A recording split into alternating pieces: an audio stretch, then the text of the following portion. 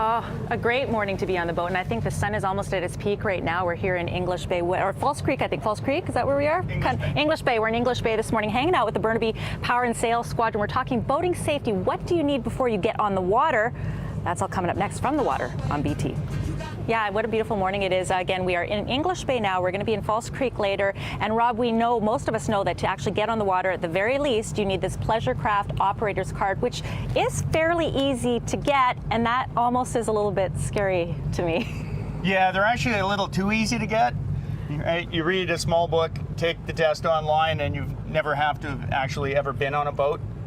So, I mean, the next thing you want to do after that is actually take like a proper boating course. Okay. Where you learn about things like navigation and boating safety and, you know, how to get out, how to get home. Very important stuff, because I mean, it would be like going on the road with a driver's license having never been in a car, because it's not, you know, you might not have to worry about yourself, but you got to worry about the other people that are out there. So if you can get that card, that just gives you that much more knowledge. So we're going to learn a little bit throughout the morning about that kind of stuff. How long does it take to take a course to kind of get that extreme knowledge? The full course is a 12-week course. Okay. It's broken up into sections, so it's like 6 weeks a section. Okay.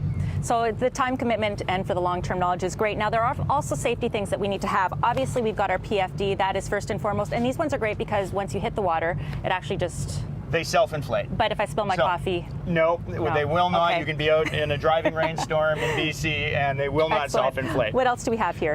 Here we have a throw bag. So if you fall over, it's a floating line that we can throw to you so we can pull you back to the boat. Heads up, someone will be rescued this morning on Breakfast Television. And finally? And finally, we have a flare gun. If absolutely everything goes wrong, pop one of those up in the air and the Coast Guard will show up and save you in their spectacular fashion. All very important information, especially Jody and Reyes, as we get into Celebration of Light, the fireworks. There's going to be lots of activity on the waters. We want to make sure people are as safe as they can, and we are going to get into more detail about all the aspects of boating safety throughout the morning.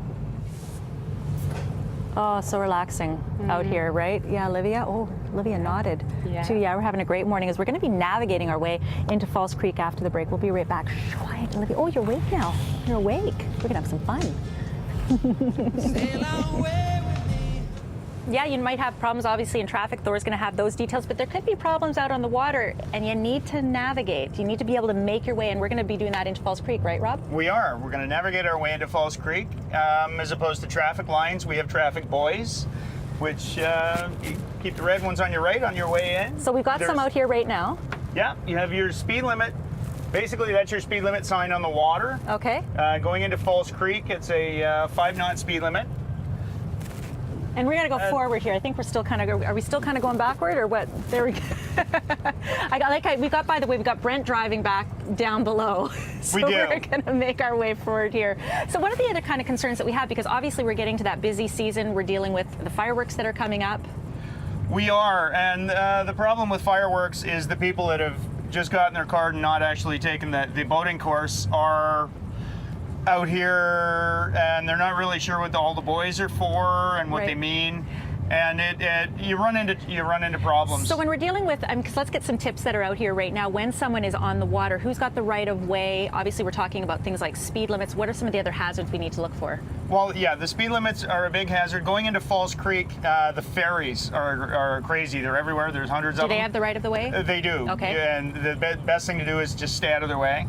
And if you maintain your speed limit and stay out of the way, they'll stay out of your way, and everybody's happy. Everybody's happy because it's supposed to be fun. So just a few of the tips that you'll learn. For more details, of course, on the Burnaby Power and Sail Squadron, you can check out their website. But we got more tips coming up throughout the morning on BT. Oh yeah, and we finally made our way to False Creek, and coming up after the break, we're going to be dropping the anchor. But what a beautiful morning. Look at so many things to do out here on the water. Stay with us, we'll be right back. And if I could find someone... We couldn't have chose a better office, Rob. This is absolutely gorgeous out here. This is I've what worked you get in to worse do. places. No kidding, no kidding. And of course, we've made our way now from English Bay, and we're finally in False Creek. But what do we need to know, and what do we need to have before we actually can drop anchor? Well, the first thing you need is you need your anchoring permit for False Creek. You get this just as you're coming under the bridge. There's a little houseboat just on the left-hand side on your way in. You get your permit. So you can't just park wherever you want. You have to get a permit. You have to get your permit, and then you come up here and you drop your anchor. Because we would want to hang out here as long as we can. Let's talk through the Absolutely. mechanics of the anchor. The mechanics of the anchor, you have your actual anchor. You have your anchor chain, which is your anchor rod, is what we call it. You have your anchor winch, which does all the heavy lifting for us, so we don't actually have to worry about that. You I have can your actually up, hit it? down. You sure? So Step this on one the right down here, button. just step on it. Step on it, and away goes your anchor. Keep stepping on it. Oh, keep stepping on it. Keep stepping on it. And so what do we need to know about the different depths and everything as far as where you can anchor and the amount of, I guess, chain that has to go down? You want to anchor in a place with a good mud bottom, Okay. so you get good holding with your anchor, and you want a place where you can let out a scope of about 5 to 1. So if it's 10 feet deep, you want to let out about 50 feet of chain, and that way your anchor's got a good angle on it and it grabs onto the mud. You can probably I can off stop. that now. I can get off it now. And this is And- all stuff that people will learn when they take the boats. The boating course Absolutely. with you. Yeah, awesome. And we'll say hello to Brent up there, who's been hanging out with us. Of course, it can be a bit of a deal breaker for people that are anchoring, right? It can. It can. I have seen people get a tad anxious while yeah. anchoring. Exactly. And there's ways to do it without ever speaking, and we do teach that. Very So- good. More details, you can check out their website. Coming up, I have to say, Jody and the Riaz, this is going to be really fun. Just before 9 o'clock, somebody is making their way into the water, and someone will have to rescue the somebody making their way into the water.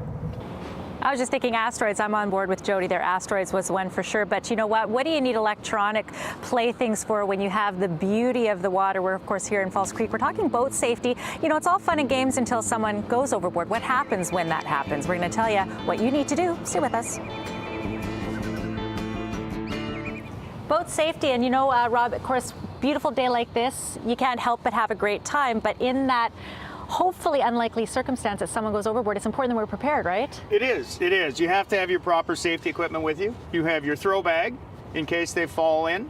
You have your life ring, which is always a fabulous piece of equipment to have handy on the off chance that something goes wrong. In the off chance that something goes wrong. So we're going to show somebody going overboard. We're believe literally we are. going to have a man overboard. So Brent, let's get you on out here. Of course, Brent's been driving the boat all morning long. So Brent, you're going to get thrown overboard. And I think there's got to be the perfect person to throw him overboard, There right? has to be somebody better than me. How about his wife? Oh, she would be just the one. She is just the one. That's Sarah, by the way. Okay, so we're all ready to go. How do you have, first of all, before we get Brent in there? You would put your hand through the loop. Okay. And then hold the bag, and you throw the bag over his head, and he's good to go. You know I'm not very good at throwing, That's right, okay. Brent? He's not good at swimming. So Brent, hopefully you're going to be okay with pushing him. Sarah, go ahead. Brent is going accidentally, quote unquote, overboard. Oops. Oops, he's overboard. So now what do we do? Do we go man overboard, Now we man go overboard? man overboard. And throw? And How did I do there? you did brilliantly. Okay. That is remarkable. Oh. There's the life jacket. Everything worked as it should, And then what do? We pull him in? Now we pull him towards the boat. Okay.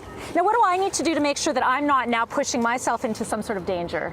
Stand behind the rail. Okay, behind the And rail. that way you've got the support of the rail. We pull him into the boat. Okay, and hopefully he doesn't knock his noggin on the side there. And we have our ladder around the back, so we will ever so gently guide him around the back of the boat. I'll let you continue to do that. By the I way, will if do you're that. interested in boating safety, Burnaby Power Burnaby Power and and Sail Sail Squadron. You guys offer these boating safety courses. We offer these boating courses all year long. Boatingcourses.ca shows all the boating courses for the entire Lower Mainland. Excellent. So for more details, check out their website.